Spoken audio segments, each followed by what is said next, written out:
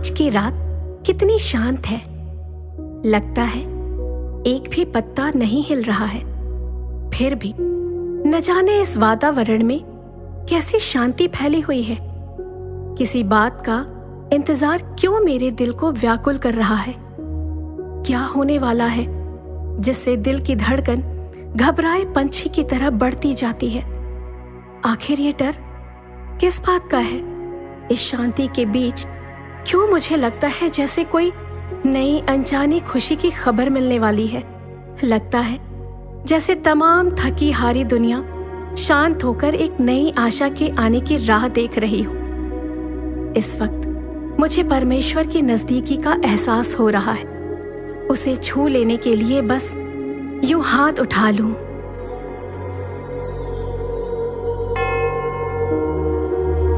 तुम धन्य हो, परमेश्वर तुम्हारे साथ है। डरो मत मरियम, परमेश्वर का अनुग्रह तुम पर हुआ है। तुम गर्भवती होगी और पुत्र को जन्म दोगी। उसका नाम यीशु रखना, क्योंकि वो ही संसार का मुक्तिदाता है। वो महान होगा और परम प्रधान का पुत्र कहलाएगा। उसके राज्य का कभी अंत नहीं होगा। लेकिन यह कैसे संभव होगा, क्योंकि मैं तो किसी पुरुष को नहीं जानती। पवित्र आत्मा तुम पर उतरेगा और सर्वोच्च की सामर्थ तुम पर साया करेगी। इस कारण जो तुमसे जन्म लेगा वो पवित्र और परमेश्वर का पुत्र कहलाएगा। देखो, वृद्धावस्था में तुम्हारी कुटुंबनी एलिजाबेथ भी गर्भवती हुई है।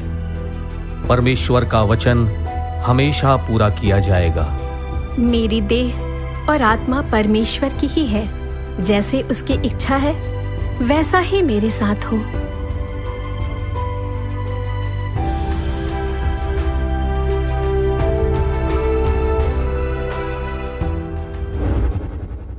जकरिया और हाँ रुबिन, सुनो। कहिए नगरपाल, मेरे लायक कुछ सेवा। रोम के महापाल कैसर अगस्तुस की आज्ञा तुमने तो सुन ली होगी। जी हाँ। अब समझ लो तुम्हारे दिन फिर गए, चांदी ही चांदी। अकेले ही डकार मत जाना, हमारे भी हिस्से हैं, याद रखना। बात क्या है, कुछ कहिए भी तो। अब देखना, हमारा नगर बैतलहम यात्रियों से भर जाएगा और पैर रखने के लिए जगह नहीं होगी। फिर क्या पूछना, तुम्हारी दुकान पर खरीदारों की भीड़ लग जाएगी। मनमानी भाव बेचना कौन पूछने वाला है। अभी से माल इकट्ठा कर लो, गोदाम भर लो, मैं भी कुछ रकम फंसा दूंगा। और मेरा कमीशन पहले। भीड़ आई नहीं, खरीदार भी कोई नहीं, और अभी से कमीशन का तकाजा। परदेशियों की भीड़ आने लगी है, चिंता क्यों करते हो। हाँ, मुनाफे पर मैं 24% लूंगा। 24 तो बहुत ज्यादा है, 10%। नहीं, 20 से कम नहीं होगा। मैं मांगने नहीं आऊंगा। दुकान बंद करने के बाद कमीशन घर पर ही भेज दिया करना। और यदि मेरे साथ चालबाजी की तो समझ लो पूरी दुकान लुटवा दूंगा। आप भी क्या कहते हैं हुजूर, मैं जुबान का पक्का हूँ, झूठ नहीं बोलता। हाँ हुजूर, भले ही ग्राहकों के साथ चालबाजी करें, ग्राहकों से झूठ बोलें, मगर आपके साथ नहीं। क्यों जकरिया, ठीक है ना? हाँ हुजूर, आप इत्मीनान रहिए। ठीक है। अब हम जाएं हुजूर? हाँ, जा सकते हो।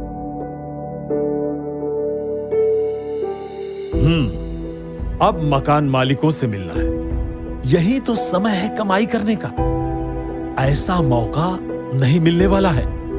मैं तो चाहता हूं हर वर्ष इसी तरह की आज्ञा निकले, दूर दूर से लोग यहाँ आए और हमें पैसा कमाने का मौका मिले।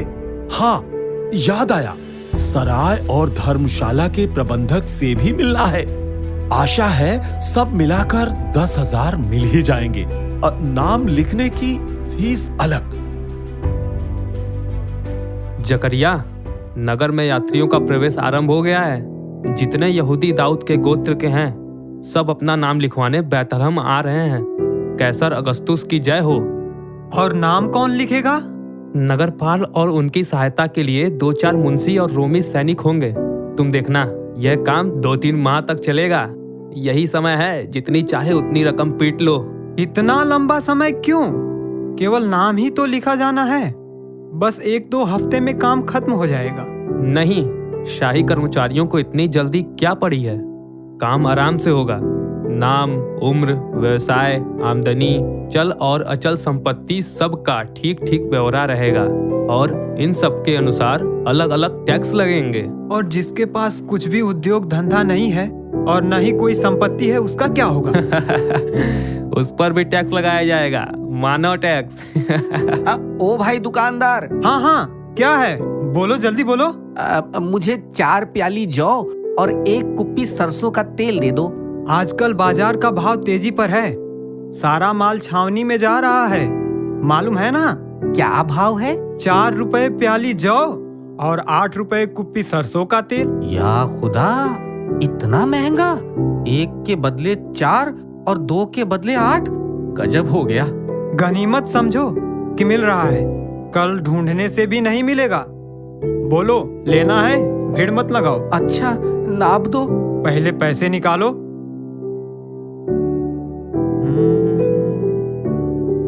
हाँ ठीक है। रूबिन, 4 प्याली जौ और 1 कुप्पी सरसों का तेल। जाओ, उधर से ले लो। और तुम्हें क्या चाहिए? अंजीर और दास की 20 टिकिया, 12 रोटी और 1 कुप्पी तेल चाहिए। निकालो 26 रुपए। बाप रे बाप, महंगा दुकानदारी कर रहे हो या लूट मचा रखी है? गजब हो गया। सौदा लेना है कि बकवास करना है? बकवास के लिए समय नहीं है, चलें रास्ता नापें। ठीक है, लाओ, परंतु इतना याद रखो, हम भी दाऊद की संतान हैं। क्या अपनी ही जाति वालों को लूट कर तुम अमीर बनना चाहते हो? याद रखो, लूट का धन तुम्हें कभी नहीं फलेगा। अपना सौदा लो और जाओ। ठीक है, यही दाऊद का नगर बेतलहम है, जिनकी चर्चा मीका नबी ने की है। क्या यहूदियों के उद्धार करता राजा और प्रभु का उदय इसी नगर में होने वाला है, जहाँ के व्यापारी लुटेरे हैं, जहाँ के मकान मालिक पैसों के लोभी हैं, जहाँ परदेसी लूटे जाते हैं? ऐसा लगता है नगर के शासकों ने व्यापारियों और मकान मालिकों को धन कमाने की खुली छूट दे रखी है। उस नगर का नाश होगा। अधर्म की कमाई फल नहीं सकती। बेतलहम उजड़ जाएगा, बर्बाद हो जाएगा। ओ भाई सुनो, जरा सुनो भी। क्या है भाई? अब दरअसल बात यह है कि मैं और मेरी स्त्री बहुत देर से भटक रहे हैं। रहने का ठिकाना नहीं है। मकान मालिक कहते हैं जगह नहीं है। 10 रुपए प्रतिदिन किराया देने को तैयार हूँ, फिर भी हमें कोई जगह नहीं देता। कौन हो तुम लोग और कहाँ से आ रहे हो? मैं दाऊद वंशी यूसुफ हूँ।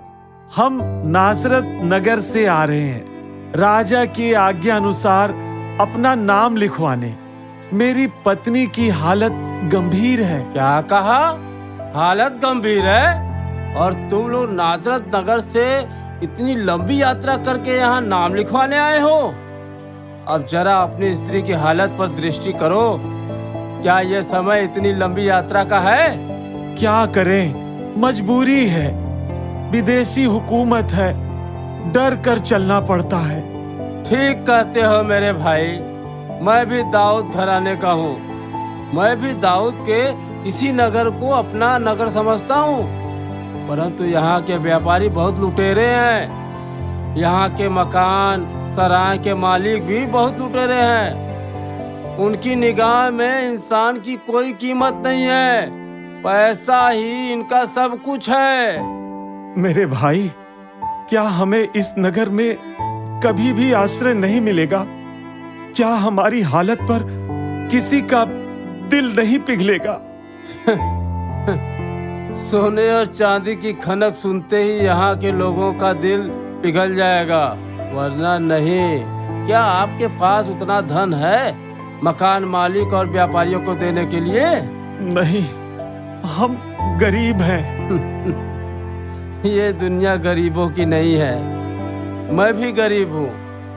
आज 2 दिन से आश्रय की खोज में भटक रहा हूँ। हम अकेले नहीं हैं, हमारे समान और लोग भी हैं जो भटक रहे हैं। मैं कहता हूँ कि गरीबों को इस नगर में आश्रय नहीं मिलेगा, क्या समझे?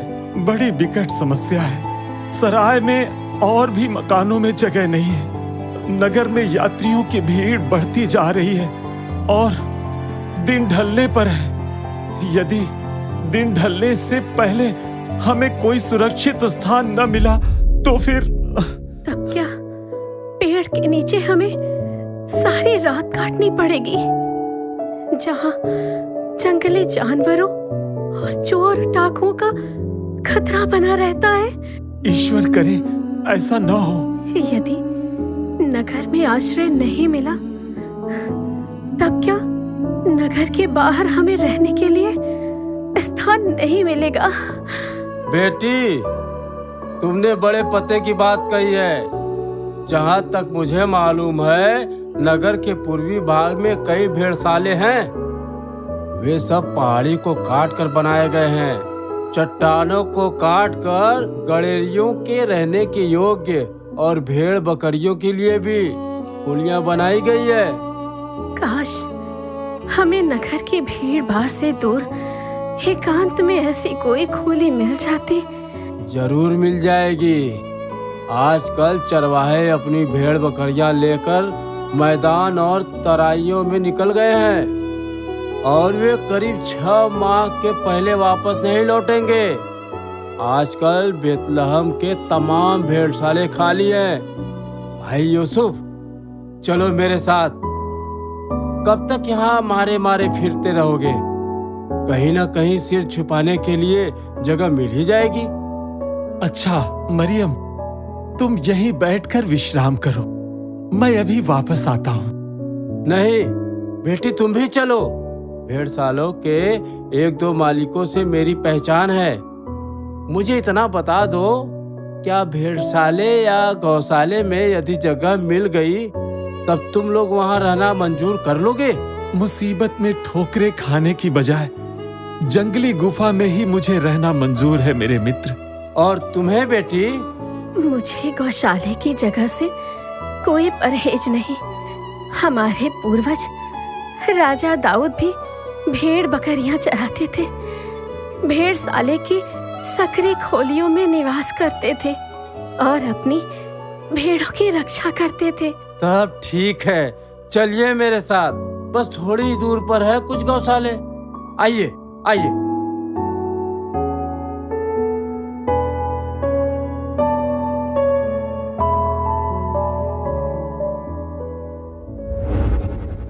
बाबा, बाबा, वो देखो पूरब की ओर।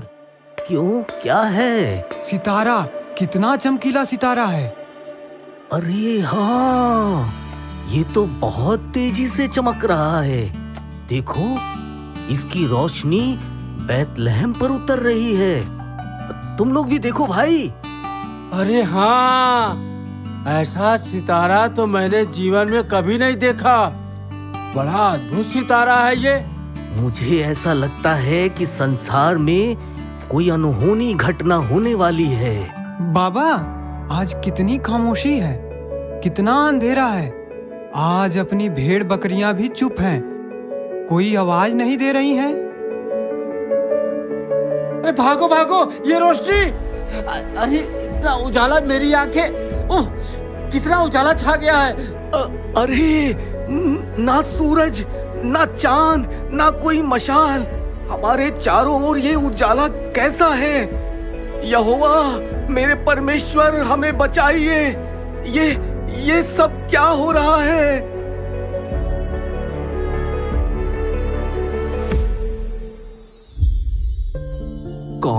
कौन हो तुम? मैं प्रभु का दूत हूँ। प्रभु का दूत? डरो मत, मेरी ओर देखो। मैं तुम लोगों को बड़े ही आनंद का सुसमाचार सुनाने आया हूँ, जो सब लोगों के लिए होगा। सुसमाचार? और वो भी हमें। भला ऐसा क्या सुसमाचार है? आज दाऊद के नगर में तुम्हारे लिए एक उद्धारकर्ता ने जन्म लिया है। यही प्रभु ख्रिस्त हैं। प्रभु ख्रिस्त, मसीहा, ये क्या कह रहे हैं आप? ख्रिस्त का जन्म हुआ है? हाँ, तुम्हारे लिए ये चिन्ह होगा कि तुम एक बालक को कपड़े में लिपटा और चरनी में पड़ा पाओगे।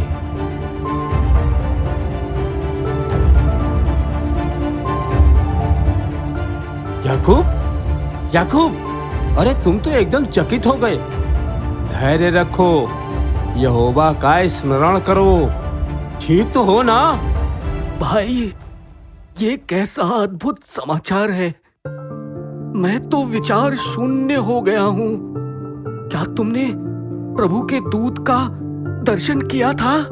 हाँ हाँ, उनका तेजोमय चेहरा भी देखा था। उनका संदेश मेरे कानों में अभी तक गूंज रहा है। क्या वो मसीहा जिनकी हम बाहट जो रहे हैं यही हैं? प्रभु के दूत ने तो यही कहा था। तो तब हमें शीघ्र ही उनके दर्शन के लिए चलना चाहिए। लेकिन हमें राह कौन बताएगा? ये देखो, ये सितारा अपने उद्धारकर्ता की महिमा में कितना रोशन है। चलो, इसी के सहारे चलते हैं। मेरी समझ में ये नहीं आ रहा है। मसीहा जो इज़राइल का अधिपति होगा, उसे तो किसी राजघराने में जन्म लेना चाहिए। वह बैतलहम में, वो भी एक चरनी में। भाई, प्रभु के दूत के समाचार पर हम कैसे तर्क करें? मेरी आंखें बालक को देखने के लिए बेचैन हैं। जल्दी चलो, चरवाहों के चरवाहे ने जन्म ले लिया है। हम लोग उसकी खोई हुई भेड़ें हैं। वो हमारा उद्धार करता है। हमारी बरसों की प्रतीक्षा की घड़ी आज समाप्त हुई है। चलो, हम चलें। हाँ, ऐसा करते हैं। 2-1 जन यहीं रहो, बाकी मेरे साथ चलो। जब हम लौट आएंगे तब बाकी जाकर दर्शन कराएंगे। हाँ, ठीक है। मैं यहीं ठहरता हूँ। तुम लोग जाओ।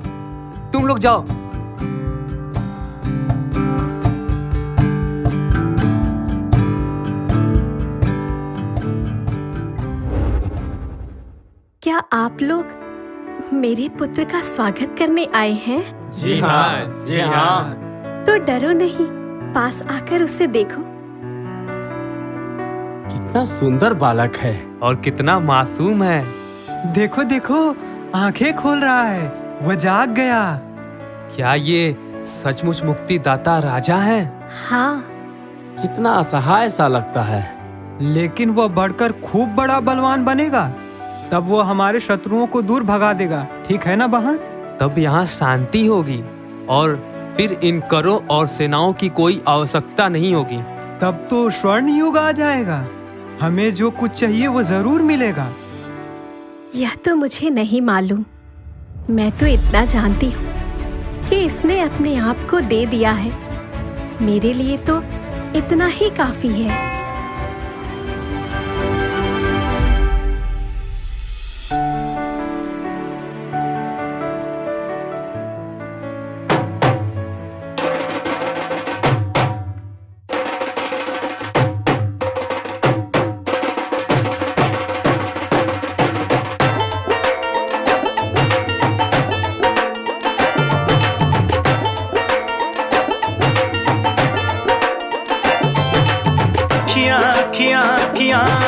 तरस गई थी अखियां।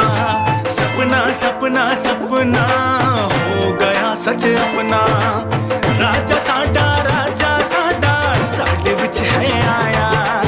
राजा साडा साडे विच है आया। ओ अखियां तरस गया सी अखियां। सपना हो गया सच अपना।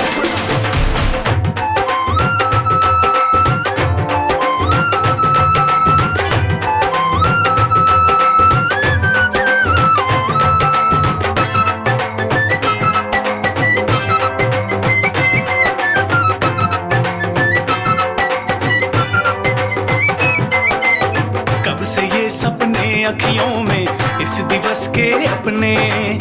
आएंगे राजा हमारे दूर करने दुख मेरे।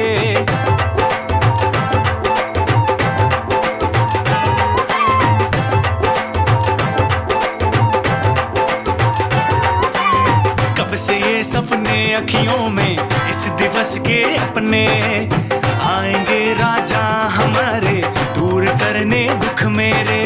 कैसी धूम आज मची है हो, कैसी धूम आज मची है कोई भी ना जानता। तुम ही हो राजा जीवन के, हो गया सच सपना। अखियां अखियां अखियां तरस गई थी अखियां। सपना सपना सपना हो गया सच अपना।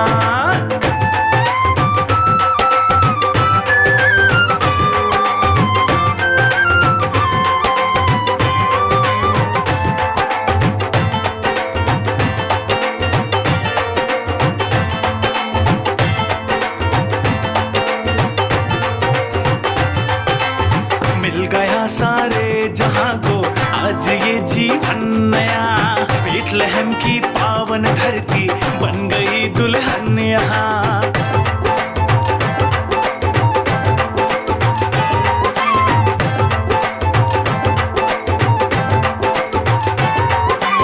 मिल गया सारे जहां को आज ये जीवन नया। बेथलेहम की पावन धरती बन गई दुल्हन यहाँ। चरण में जन्म लिया है हो, चरण में जन्म लिया है हमें बनाया अपना। तुम ही हो राजा जीवन के, हो गया सच सपना। अखियां अखियां अखियां तरस गई थी अखियां। सपना सपना सपना हो गया सच अपना। राजा साडा साडे विच है आया। राजा साडा साडे विच है आया हो। अखियां अखियां अखियां अखियां तरस गया सी अखियां। सपना सपना सपना सपना हो गया सच।